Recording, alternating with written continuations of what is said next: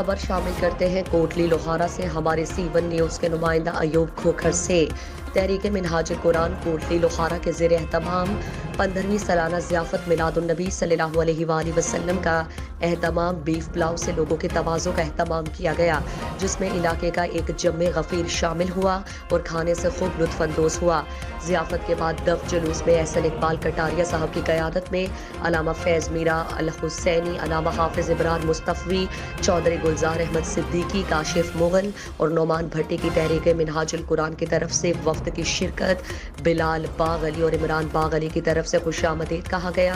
بعد ازاں دف جلوس اپنے روایتی راستوں سے گزرتا ہوا